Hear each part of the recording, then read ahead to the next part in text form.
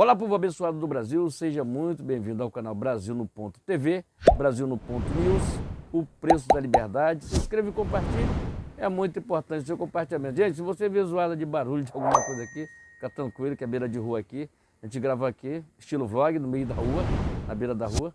Tá ok, gente? Então inscreva e compartilhe, é muito importante o seu compartilhamento. Todos os links dos canais que apoiam o governo Bolsonaro estão na descrição do vídeo. Então, inscreva-se e compartilhe, é muito importante. Mas estou aqui para falar da entrevista que o presidente Bolsonaro concedeu às emissoras de televisão, menos a Globo, tá? Para todas as emissoras, menos a Globo. Tá ok, gente? Então, eu estou com esse vídeo, no final desse aqui, logo depois da vinheta, você assiste o vídeo do presidente Bolsonaro, aquela entrevista mais ou menos 10, 12 ou 14, 15 minutos mais ou menos de entrevista. Tá ok, meus amigos? Então, inscreva-se e compartilhe. Lembrando que nós temos live nesse canal toda segunda, quarta, sexta-feira, a partir das 19 horas. Então, senta o dedo no like, compartilhe e vamos pro vídeo agora. Agora com vocês a entrevista do presidente Bolsonaro. Se inscreva e compartilhe.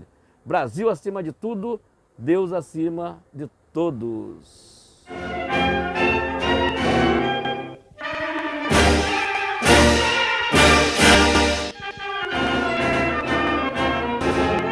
Bom dia. O senhor podia ficar aqui na sua? Na segunda-feira eu... Calma aí, o senhor está na frente. Calma aí.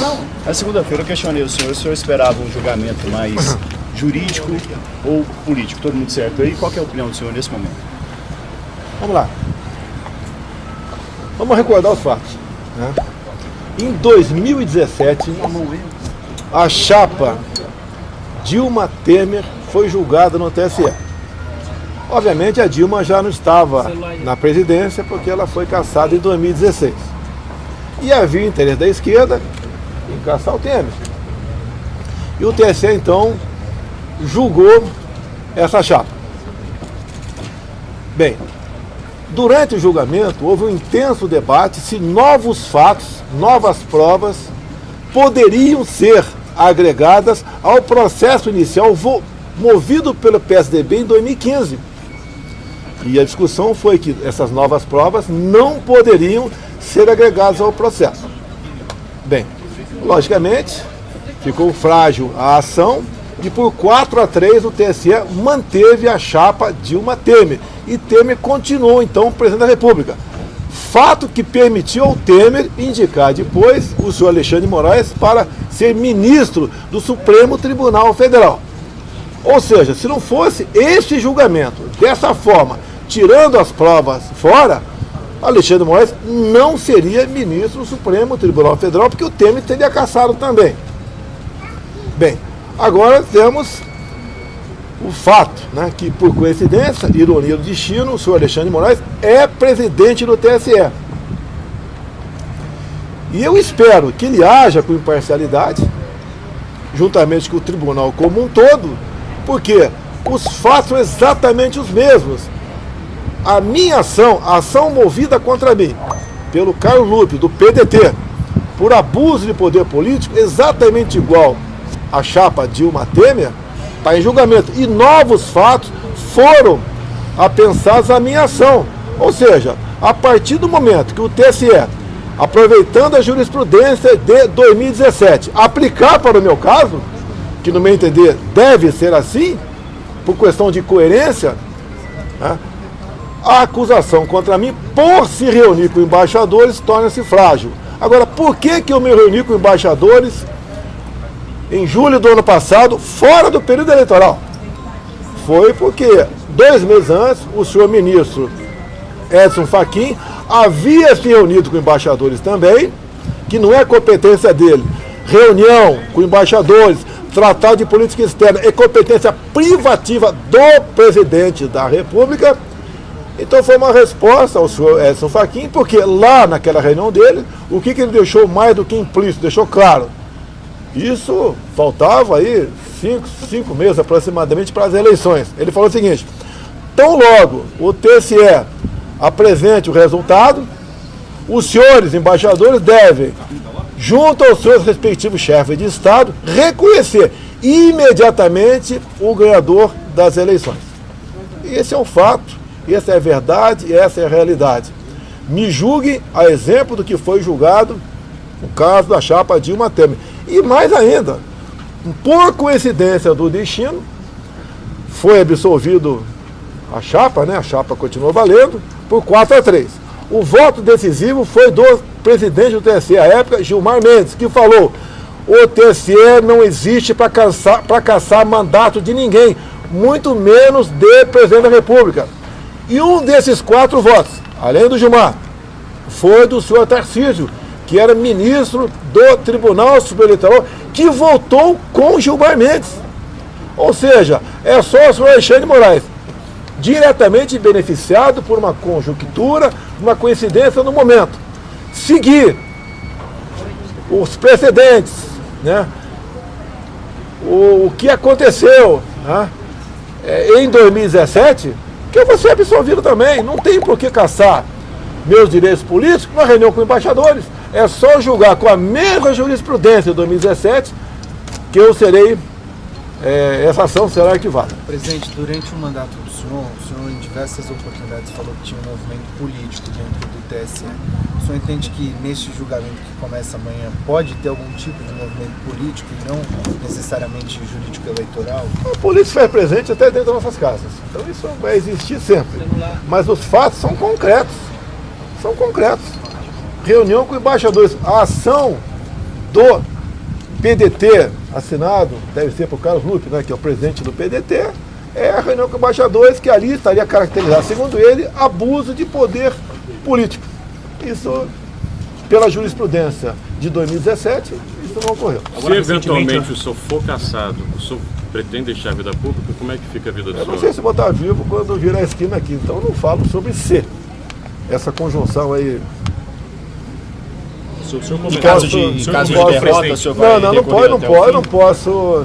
Eu tenho certeza que até o Benedito, né, o senhor Benedito, né, ministro do STJ, agora integrante como relator lá do TSE, vai mudar seu voto.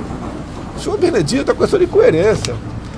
Tá? Eu lembro quando meu pai era vivo, né, eu era garoto, quando tinha algo impossível que acontecia na vida da gente, ele falava: será o Benedito?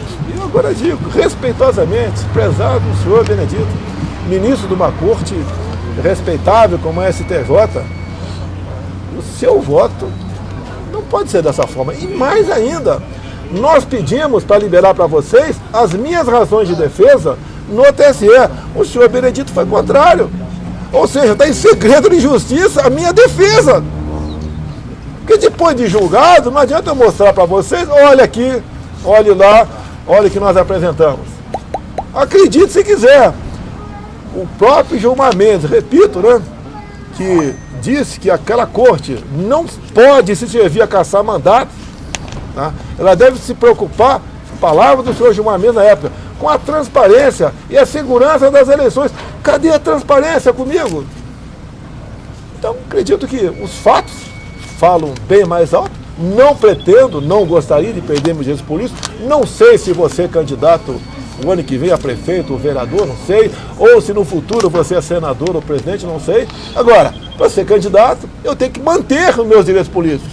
Isso não é motivo à acusação de reunir com embaixadores. Como uma resposta ao senhor Edson Fachin, que aí sim, no mínimo, equivocadamente reuniu com embaixadores, é um direito meu.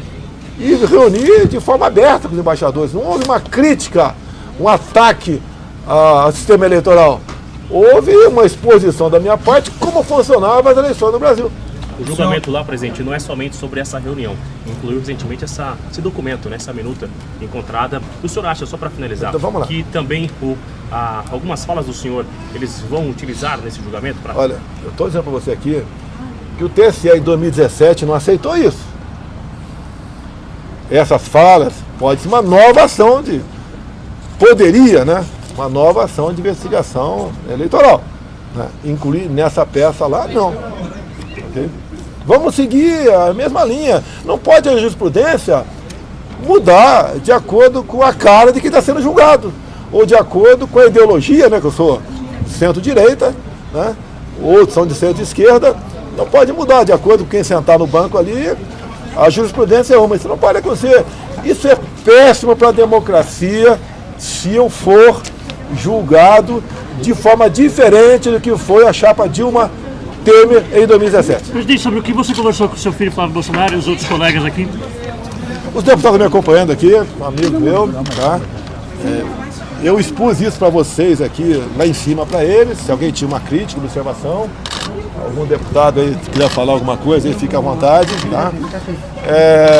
São amigos, pô, tá? Eu continuo me sentindo um deputado federal. Presidente, olha, amanhã é o meu julgamento. Você que é uma repórter investigativa, parabéns. Lógico que eu conversei com meu filho sobre o voto. É lógico. Ele adiantou o voto? Não, o voto é secreto, né? Outra questão, presidente, o senhor acompanhou as matérias que saíram na última sexta-feira com relação ao seu ex-ajudante de ordem? Não, olha só, isso está sendo investigado.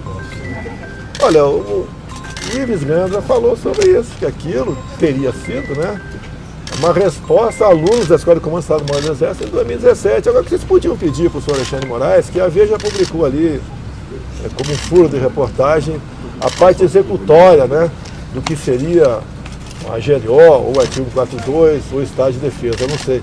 Que publique todo esse papel, que não é documento. O estado de defesa só chegaria aqui no Congresso depois de o Presidente da República ouvir os Conselhos da Defesa e Conselho da República e decidir. Agora, fala em golpe, com todo respeito. O respaldo na Constituição não existe. O golpe é o arrepio de tudo. O golpe é. E no golpe não é. Nunca vi golpe domingo. Tá? Eu nunca vi golpe sem armas.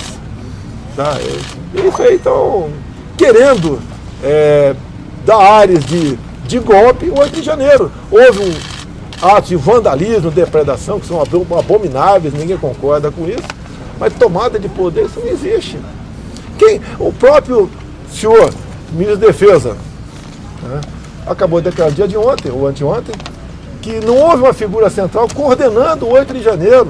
Mais ainda, ele disse, que uma pessoa bem informada, tá, José Múcio, de que